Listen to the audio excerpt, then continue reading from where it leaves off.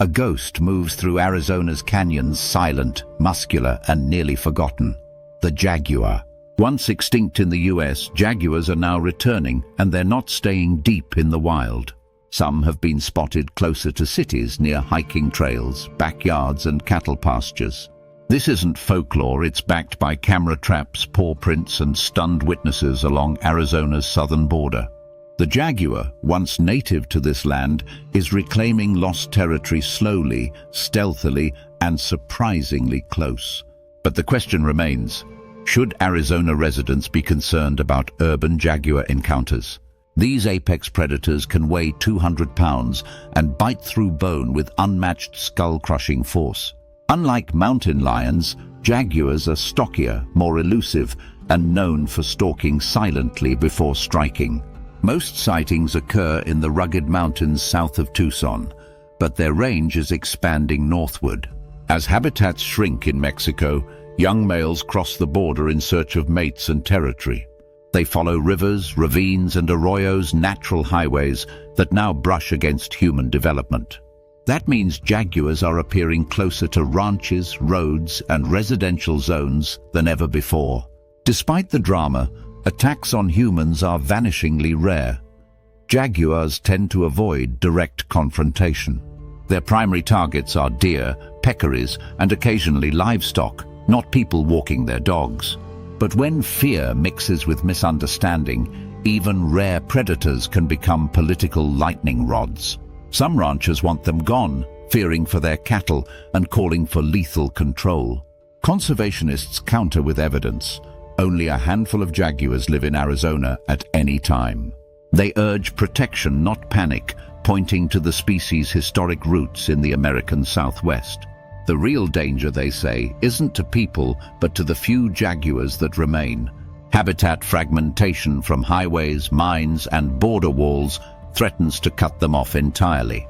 Without a connected corridor to Mexico, these solitary cats may never form a breeding population.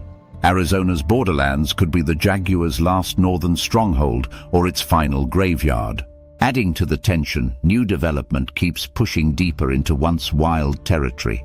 Houses rise where forests stood and trails cut through historic hunting grounds. Every camera trap image feels like a miracle, a fleeting glimpse of a phantom reclaiming ancient ground. Scientists named one famous male El Jefe, who roamed the Santa Ritas for years undetected. El Jefe became a symbol of hope, mystery, and the fragile return of a vanishing lineage. But he vanished in 2015, possibly returning to Mexico or possibly lost forever. Still, more jaguars followed, each one a rare ember of wildness flickering in the desert. Locals now ask, can we coexist with a predator this powerful, this rare, this misunderstood? Education plays a key role. Learning jaguar behavior reduces fear and helps prevent unnecessary killings.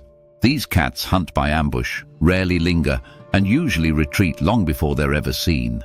If Arizona embraces conservation corridors, jaguars could once again thrive in their ancestral range.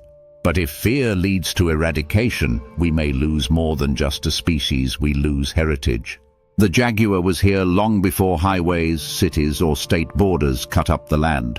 Their roar once echoed through canyons, now paved with driveways and dotted with suburbs.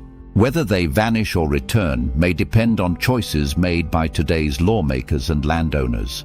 A future with jaguars means preserving wild spaces even near cities as living, breathing parts of our ecosystem. They are not invaders, they are exiles coming home, misunderstood but not malevolent. Should we be worried? Not about the jaguar, but about what happens if we drive it out again. Love all things cat. Follow Feline Femme for your daily dose of fierce, fabulous feline content.